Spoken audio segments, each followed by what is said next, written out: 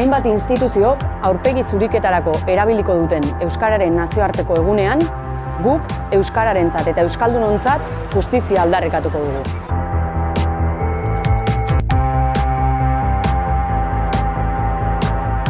Euskaldunontzat ez baita justiziarik. Hizkuntz eskubideak etengabe zapaltzen dizkigute, Euskal Herrian euskaraz bizitzeko eskubidea ukatzen digute. Hain justu, Baionako epaitegi aurrean egin dugun ekintza honekin, Frantziako konstituzioak eta beraz legediak euskaldunak baztertzen dituela salatzen dugu. Gauza bera gertatzen da Hego Euskal Herrian, Espainiar konstituzioak eraginda.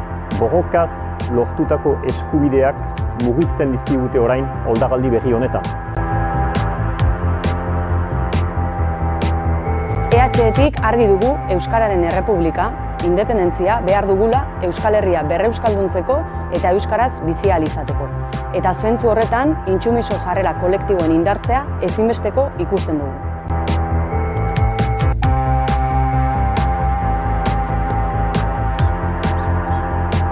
Euskararen Errepublika eraikitze bidean hitzordu garrantzitsua dugu larunbatean Durangon. Beraz, euskaltzaleok gonbidatzen zaituztegu abenduaren 7an larunbatean Durangon egingo den manifestazio nazionalera bertaratzera. Eta egunerokoan jarrera intsumisoak eta burujabeak indartzera.